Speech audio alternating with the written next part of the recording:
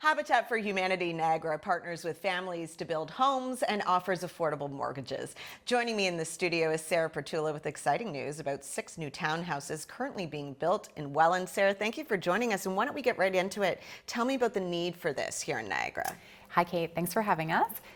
So Niagara does have a need for housing, and what we're looking to do at Habitat is place families in affordable and safe and updated homes. And so these homes are beautiful. They're taking place in Welland, and we have 6 that are being built for right now as we speak. And what's the application process like? The application process is pretty extensive, but what happens is they can go online and do a self-assessment to see if they meet the qualifications. If they meet the qualifications, they can actually go to an information session after, and once they attend the information session, they'll be invited to apply for the next steps. Okay, so it's important to note this is not free housing, so applicants Correct. must be able to make affordable mortgage payments. So how exactly does that work? Yes, so it's a pretty robust process. The homes that Habitat gives are not free, and actually families take an affordable mortgage, which is 30% of their gross income, and that includes property taxes. Okay. And so we make sure that the families meet the minimum criteria of $65,000 per household income, and families must be at least 2 people, 1 parent, and at least 1 child. Okay, now there's also a volunteer component and that Correct. applicants need to complete that involves workshops in personal finances, home ownership topics. Can you just tell us a little bit more about that? So these homes, again, we don't give them for free. We make sure that the families can meet the criteria and work with us over the next 20 years. But part of the application process is they have to do 500 hours of community service with Habitat. So they can volunteer in the Restore, they attend sessions that teach them about finances, how to be a good neighbor, how to maintain your home, how to upkeep your home. So there's a lot for them to do before they actually get into their homes. And I can imagine that you get a lot of applicants. Can you tell us We approximately do. how many you get and how many are selected then? I guess only Correct. 6, right? So we've had an extensive process, and we have, as soon as we opened up applications, we had over 1,250 people families apply. Out of that, 300 made it through to the next round just to meet the qualifications.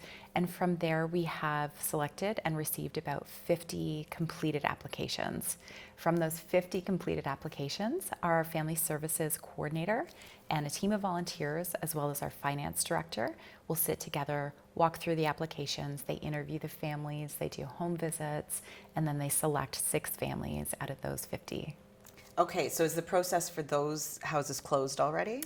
That process is still going on. Okay. And we do have another 3 homes that we're about to break ground on next year. So there will be an application that opens up again for those 3 homes. Right. And so where can people find this questionnaire, and where is the best place to go for more information? Correct. So they go to habitatniagara.ca.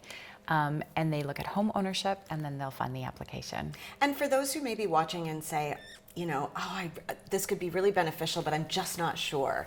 Sure. Or could they call to find out more? Sure. They can call our office and speak with our family services coordinator. They can also go online and just do the application. It's pretty simple, and it tells them right away whether they've been accepted to the next round or whether they've been declined. And so we encourage them to go online.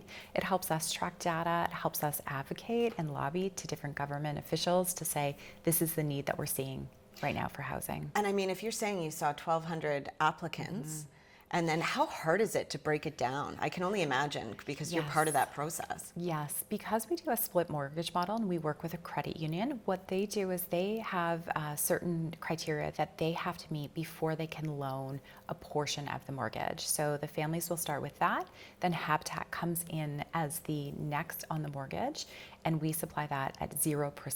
Okay. And so really we need to make sure that their credit is in line. We need to make sure that these families are okay to move forward with the next step. But once they're accepted, it allows them to build credit on their own. And what about the building process? Do you have partners that help with that? We do. So the building process is amazing. It's very robust, and we have a ton of trades and great partners that we work with. We also have about 50 build days. So that's one of our biggest fundraising initiatives. Companies will come in, they'll pay $3,600. They can have 6 to 8 people come on board. They can put in windows. They can help with things like HVAC. They can help with things like flooring, painting, trim, all those type of things. And what about the actual people who are going to be living in the home, do they often come and help as well? They do. So once they're selected, they start with their volunteer hours right away, and they come, they build the homes, they volunteer in the restore. They can do events as well. We've had companies come or families come and work with their churches to host events to raise funds for Habitat. So there's multiple ways that they can get involved. All right. Well, thank you so much for joining me in the studio today. There is so much going on, and I encourage everyone to go and find out more information. Thanks, Kate. All right.